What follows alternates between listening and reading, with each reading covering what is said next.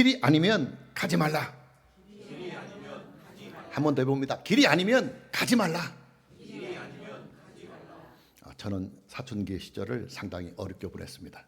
어려서부터 이제 다른 사람들에 비해서 제가 감성의 영역이 상당히 예민했는데 저는 그 감성의 영역을 잘 소화를 못했어요.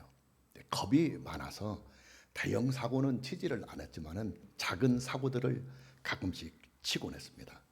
사고를 칠 때마다 엄하신 제 아버님은 제게 이런 말씀을 하시곤 했습니다. 영훈아, 길이 아니면 가지를 말라.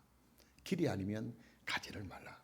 자, 오늘의 부모 말씀을 대하면서 이미 고인이 되신 제 아버님께서 제게 하시던 말씀인 길이 아니면 가지 말라고 하는 이 말씀이 떠올라서 설교의 제목으로 잡아봤습니다. 오늘의 설교 본문인 사무엘하 2장은 다윗이 헤브론에서 유다 족속의 왕으로 세움을 받는 이 내용과 또 사울 왕의 막내 아들인 이스보셋이 마하나임에서 이스라엘의 왕으로 옹립을 받는 이 내용을 함께 기록하고 있습니다. 중요한 것은 다윗과 이스보셋이 각각 유다 족속들과 이스라엘의 왕으로 세움을 받게 되는 이 과정이 전혀 다르다고 하는 이 사실에 있습니다. 다윗은 하나님의 말씀과 그리고 하나님의 약속에 따라서 헤브론에 가서 유다의 왕이 됩니다. 그러나 이스보셋은 사울 왕의 군대 장관인 아브넬이 자기의 정치적인 야욕을 채우기 위해서 이스보셋을 이스라엘의 허수아비 왕으로 앉히고 있는 것입니다. 이스보셋은 이스라엘의 왕이 되어서는 안 되는 사람입니다. 그게 두 가지 이유 때문입니다. 첫 번째 이유는 하나님께서 이미 사울왕과 그리고 사울왕의 가문을 버리시고 다윗과 다윗의 가문으로 하여금 이스라엘의 왕권을 이어가도록 국가의 질서를 하나님께서 새롭게 세워주셨기 때문입니다. 그리고 하나님의 이런 뜻은 사무엘 선지자를 통해서 이미 이스라엘 전체에게 다 공개가 되어 있는 일이기 때문에 사울왕의 막내 아들인 이스보셋이나 또 이스보셋을 이스라엘의 왕으로 옹립을 하려고 하는 사울왕의 군대 장관인 아브넬 역시도 이미 익히 잘 알고 있는 사실이었습니다. 그러나 사울왕의 군대 장관이었던 아브넬은 하나님의 뜻을 정면으로 거역을 하고 사울왕의 막내 아들인 이스보셋을 데리고 요단강을 건너서 마하나임으로 가서 이스보셋을 이스라엘의 왕으로 옹립을 해버립니다. 이스보셋을 이스라엘의 왕으로 옹립을 한 아브넬은 사울왕의 군대를 이끌고 있는 군대 장관이었습니다. 사울왕이 죽은 후에 이스라엘의 실질적인 권력은 사울왕의 군대 장관인 아브넬이 틀어주고 있었던 것입니다. 여러분 역사를 보면요, 나라가 큰 혼란과 위기에 빠질 때에는 대부분이 군대가 나와서 군부를 쥐하는 총사령관이 나라의 실권을 장악하곤 했었습니다. 자, 아브넬이 무엇 때문에 이스보셋을 이스라엘의 왕으로 옹립을 했느냐? 아브넬 본인 자신에게는 왕이 될 수 있는 명분이 전혀 없기 때문에 사울왕의 막내 아들인 이스보셋을 이스라엘의 왕으로 옹립을 한 후에 아브넬 본인 자신이 뒤에서 조종을 하면서 실질적인 권력을 휘두르려고 했던 것입니다. 분명한 것은 아브넬과 이스보셋의 이런 작당은 하나님을 거역하는 일이요, 그리고 동시에 이스라엘을 큰 혼란에 빠뜨리게 하는 아주 위험한 일이었습니다.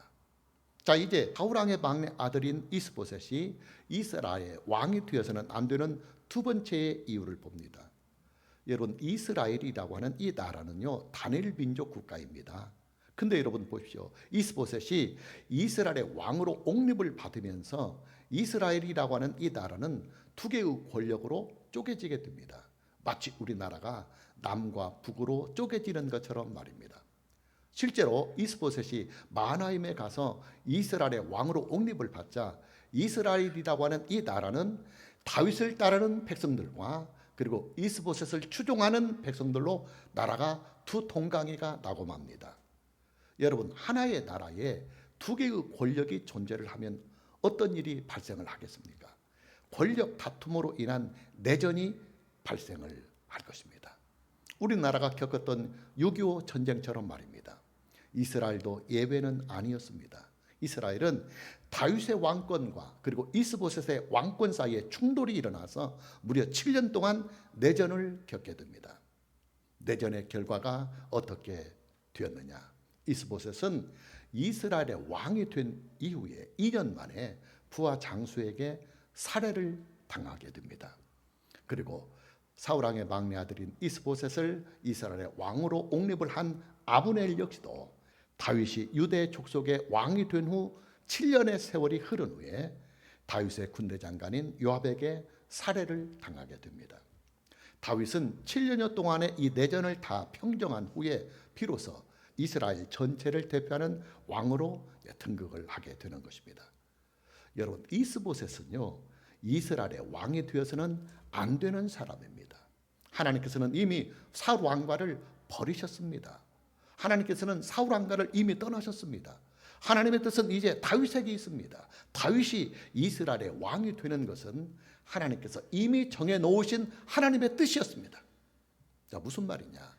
이스보셋과 그를 왕으로 세우는 사울 왕의 군대 장관인 아브넬은 길이 아닌 곳을 가려다가 그들이 함께 멸망을 당했다는 말입니다.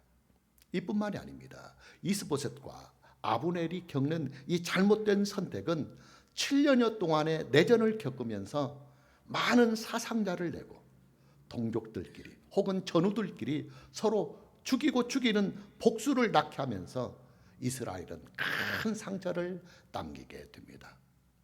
여러분, 길이 아닌 곳을 우리가 가게 되면요, 아주 위험한 일이 발생을 합니다.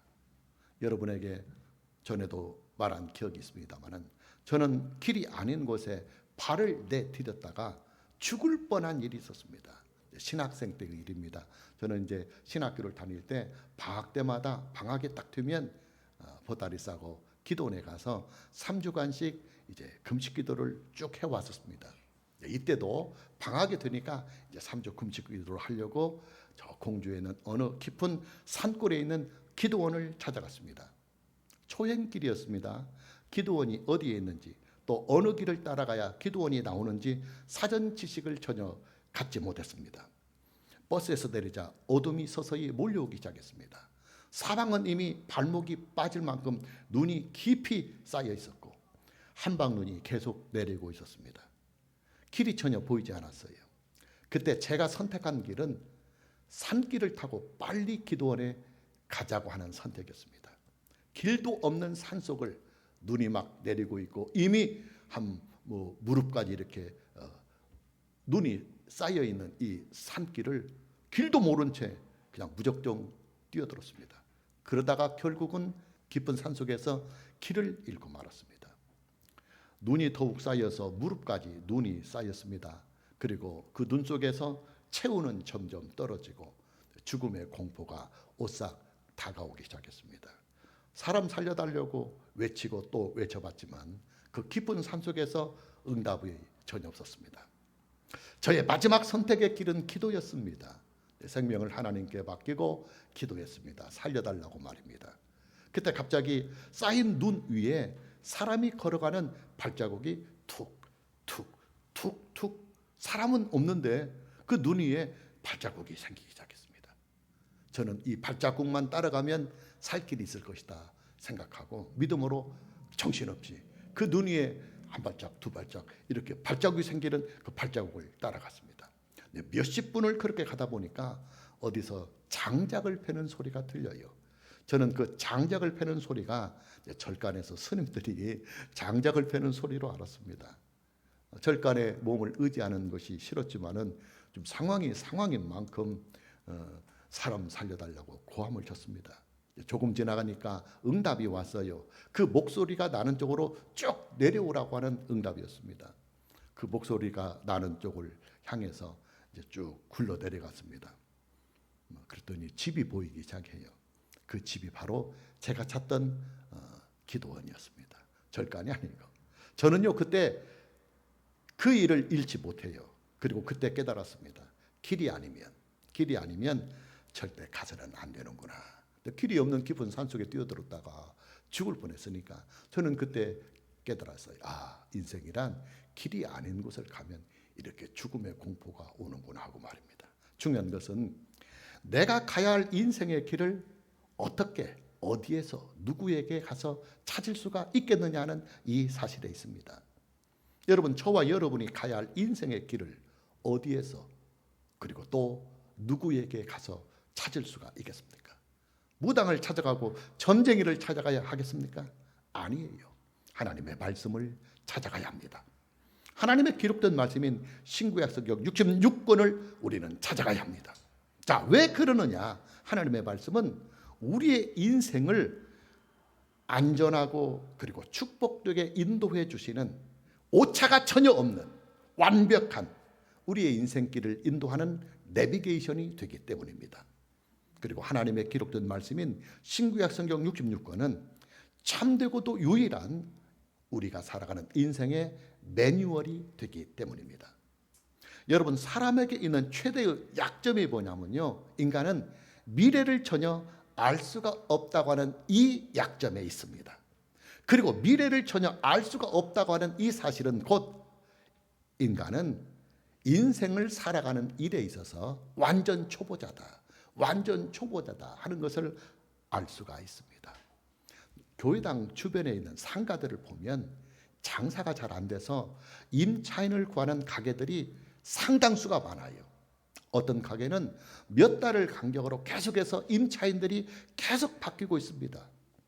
여러분, 자영업을 하고 있는 분들이요, 장사가 안 될 것을 미리 알고 있다고 한다면 그 가게에 들어갈 수 있겠습니까? 그러나 안타깝게도 사람은 앞일을 전혀 알 수가 없기 때문에 많은 돈을 들여서 시설을 투자하고 또 월세를 지불을 하면서 가게를 얻었다가 크게 손해만 보고 떠나는 것입니다. 감사하게도 하나님께서는 우리의 인생길을 가장 안전하고 가장 축복되게 인도해 갈 수 있는 완벽한 인생길의 내비게이션을 저와 여러분들에게 선물로 하나님께서는 주셨습니다. 하나님께서 우리에게 주신 그 선물로 주신 내비게이션이 뭐냐? 하나님의 기록된 말씀인 신구약성경 66권입니다. 우리가 참고절로 시편 119편 105절 말씀을 보면 주의 말씀은 내 발의 등이요 내 길의 빛이니이다. 다윗과 이스보셋은 인생길을 살아가는 방법이 전혀 달랐습니다. 다윗은 철저하게 하나님의 말씀을 구하면서 하나님의 말씀을 따라갔고 하나님의 말씀을 쫓아갔습니다. 다윗은 늘 그랬듯이 이번에도 역시 하나님의 말씀을 가장 먼저 구했고 또 하나님의 말씀이 그에게 임하시자 하나님의 말씀을 따라서 그는 행동했고 하나님의 말씀을 따라서 몸을 움직였습니다. 다윗이 왜 그렇게 했느냐? 하나님의 말씀은 그의 인생길을 인도해 주시는 완벽한 내비게이션이 되기 때문입니다. 본문 1절 말씀을 보면 그 후에 다윗이 여호와께 여쭈어 이르되 내가 유대 한 성읍으로 올라가리이까? 여호와께서 이르시되 올라가라. 다윗이 아르되 어디로 가리이까? 이르시되 헤브론으로 갈지니라. 본문 1절 말씀을 보면 아르되라는 말씀이 2번 나오고 이르시되라고 하는 이 말씀도 2번 나옵니다. 다윗이 하나님께 2번을 아뢰었고 다시 말하면 물었고 하나님께서는 다윗에게 2번을 이르시되 말씀을 하셨다는 말입니다. 다윗이 하나님께 무엇을 물었느냐? 첫 번째는 다윗이 고국 땅인 이스라엘로 다시 돌아가려고 하는 이 선택에서 하나님, 내가 지금 이스라엘 땅으로 다시 돌아가는 것이 하나님의 뜻입니까? 하고 하나님께 묻는 것입니다. 자, 사울왕이 죽었다고 하는 소식을 들은 다윗은 이제 블레셋에서의 망명 생활을 접고 이스라엘 고국 땅으로 돌아가려고 합니다. 그리고 고국 땅인 이스라엘의 상황을 전혀 알 수가 없는 다윗의 입장에서는 하나님의 말씀으로 인도함을 받으려고 하나님께 묻고 있는 것입니다. 그리고 두 번째는 이스라엘 땅으로 돌아간다고 한다면 구체적으로 어느 장소로 어느 성읍으로 가야 하는지를 하나님께 묻고 있습니다. 이 일 역시도 다윗은 지금 사울왕이 죽은 후에 이스라엘이 지금 막 군부가 딱 나라를 통치하고 있는 그런 어려운 상황 속에서 자칫해서 군부가 있는 쪽으로 갔다가 아브넬에게 또 살해를 당할 수가 있으니까 하나님 앞에 인도함을 받으려고 하는 것입니다. 여러분, 그 당시 이스라엘의 상황은요, 그야말로 안개 전국이었습니다. 사울왕과 그의 세 아들들이 전쟁터에서 다 전사를 한 후에 이스라엘을 움직여 왔던 국가 권력이 지금 허공에 붕 떠 있는 상태였어요. 이런 때는 늘 군부가 나서게 되었어요. 군부는 군대를 보유하고 있기 때문에 그 틈을 노려서 국가의 권력을 움켜쥐려고 하는 것입니다. 사울왕의 군대, 즉 이스라엘의 군대를 누가 총지휘를 하고 있었느냐? 사울왕의 군대 장관인 아브넬이었습니다. 그러니 만에 하나라도 다윗이 자칫 상황 판단을 잘못해서 무작정 이스라엘로 돌아가려고 한다면 아브넬이 다윗을 살해할 수도 있는 위험성이 다분히 있는 것입니다. 그러기에 다윗은 하나님께 또 묻고 또 물으면서 하나님의 말씀에 인도함을 구하고 그리고 하나님의 말씀에 응답을 구하고 있는 것입니다. 하나님께서는 다윗에게 말씀을 주십니다. 어서 블레셋에서의 망명 생활을 다 접고 이스라엘 땅으로 빨리 돌아가라고 말입니다. 그리고 동시에 하나님께서는 다윗에게 유다 족속들이 살고 있는 헤브론 땅으로 가라고 말씀을 하십니다. 다윗은 하나님의 말씀을 따라서 블레셋에서의 망명 생활을 다 접고 헤브론으로 갑니다.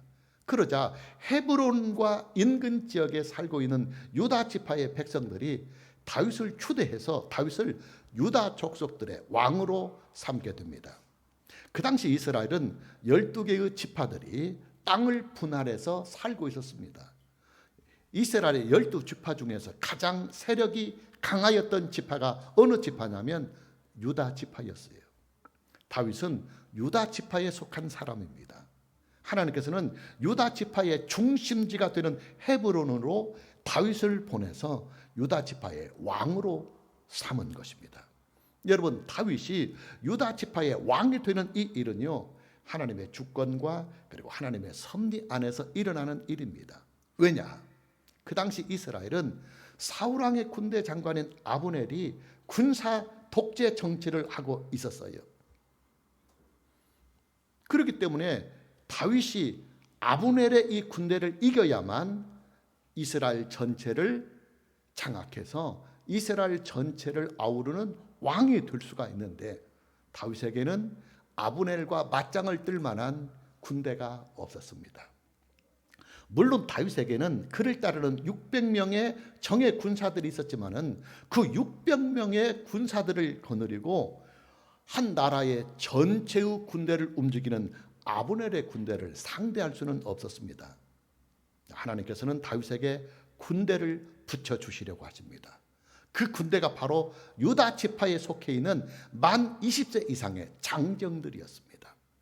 여러분, 유다 지파는요, 이스라엘의 12지파들 중에서 영향력이 가장 강한 지파였습니다.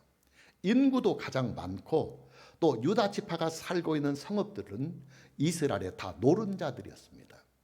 예루살렘을 포함해서 헤브론 이 지역이 다 그 유대 나라 이스라엘 나라의 노른자였는데 이 노른자 땅을 전부 다 유다 지파가 다 소유하고 있었습니다. 특히 유다 지파의 장정들, 만 20세 이상의 장정들은 전쟁의 경험이 많고 또 전쟁이 일어나면 항상 유다 지파의 장정들이 맨 선두에 나가서 모든 전쟁을 이겼습니다. 하나님께서는 다윗에게 유다 지파의 왕이 되게 하셔서 유다 지파에 속해 있는 백성들을 다윗에게 먼저 붙여주시고 그리고 유사시에는 군대로도 사용을 할 수 있는 유다 지파의 장정들을 다윗에게 붙여주시는 것입니다. 앞으로 전개될 아브넬과의 이 내전에 대비해서 하나님께서 미리 손을 쓰고 계시는 것입니다. 여러분, 하나님의 말씀으로 인도함을 받는 사람의 인생길은요, 반드시 잘 됩니다. 반드시 잘 됩니다. 왜냐? 하나님의 말씀은 우리가 가야 할 인생을 가장 안전하고도 가장 축복되게 인도를 해주시는 내비게이션이 되기 때문입니다. 그러나 이스보셋은 길이 아닌 곳을 갔다가 인생이 폭 망하게 됩니다. 오늘의 본문 말씀은 이스보셋이 이스라엘의 왕이 되는 과정을 이렇게 소개하고 있습니다. 8절과 9절입니다. 사울의 군대 장관 넬의 아들 아브넬이 이미 사울의 아들 이스보셋을 데리고 마하나임으로 건너가 길드앗과 아술과 이스라엘과 에브라임과 베냐민과 온 이스라엘의 왕으로 삼았더라 그랬습니다. 자, 이게 무슨 말이냐면 사울 왕의 막내 아들인 이스보셋은 하나님의 뜻으로 이스라엘의 왕이 된 것이 아니라, 또 그렇다고 해서 이스보셋 본인이 의지를 가지고 내가 아버지의 뒤를 이어서 이스라엘의 왕이 돼야 되겠다 하는 의지를 가지고 이스라엘의 왕이 된 것이 아니었어요. 사울 왕의 군대 장관이었던 아브넬의 꼭두각시가 되어서 이스라엘의 왕이 된 것입니다.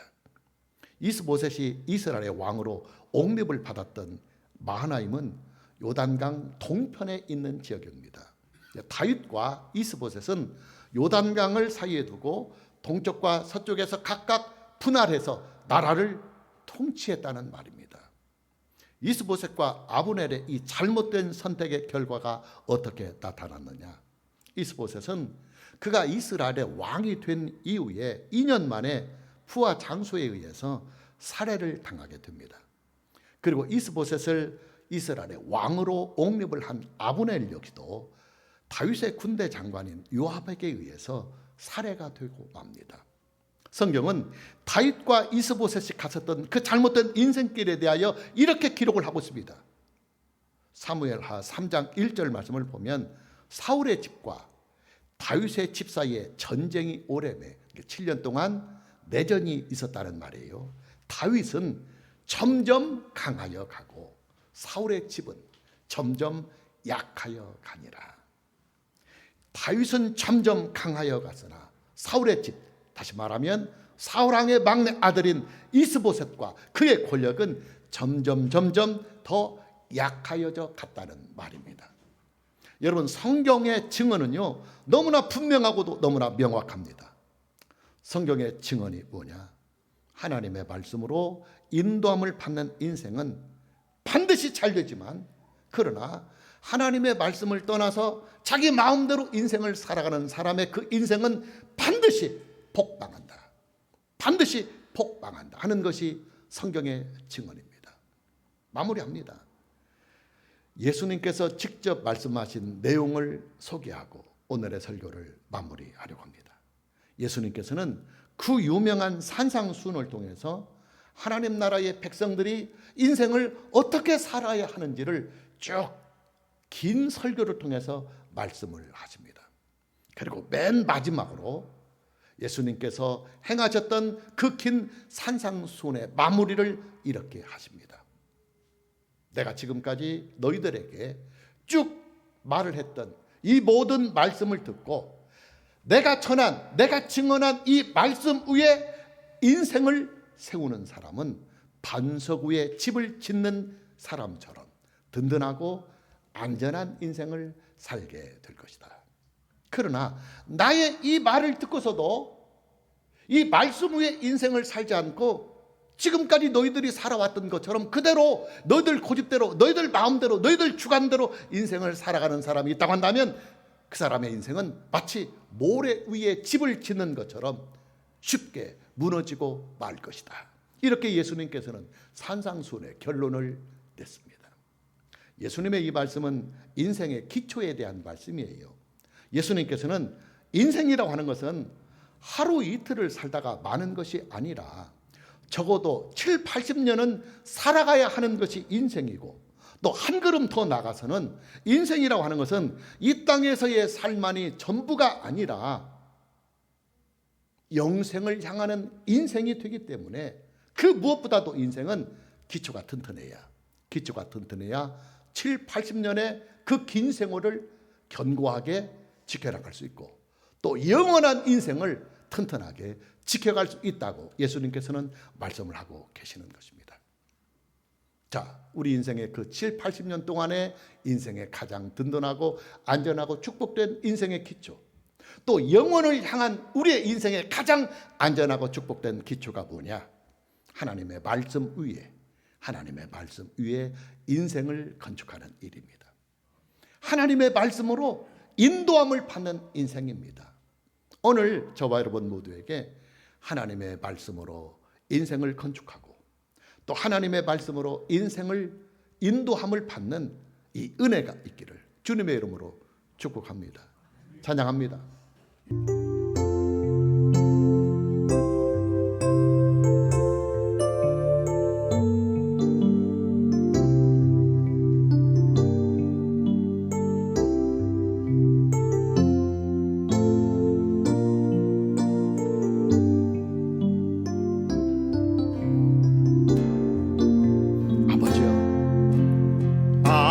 아버지여 이끄소서 내 맘 정하였으니 주의 생명에 쌓여 살아가게 하시고 주님의 평화로 임하소서. 성령이여 내 위로자 나를 강건하게 하소서. 주의 영광을 위해 진리 위에 서리니 주님의 평화로 임하소서.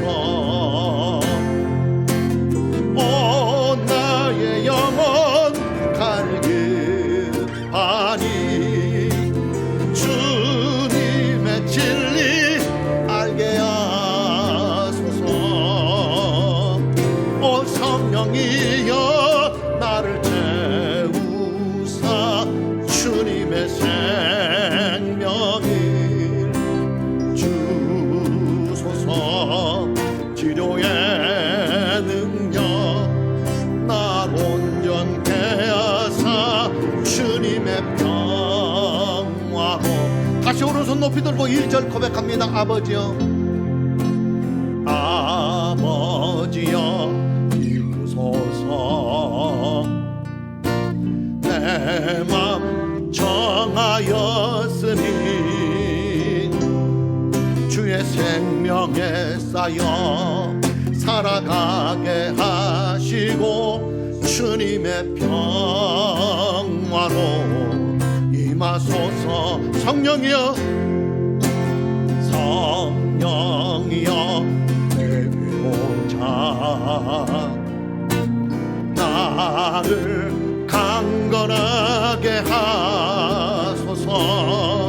주의 영광을 위해 진리 위에 서리니 주님의 평화로 임하소서. 오 나의 영혼 갈급하니 주님의 진리 알게 하소서. 오 성령이여 나를 채우사 주님의 생명을 주소서. 치료의 능력 날 온전케 하사 주님의 평화로. 오 나의 영혼이 갈급하옵나이다. 오 나의 영혼 갈급하니 주님의 진리 알게 하소서. 오 성령이여 나를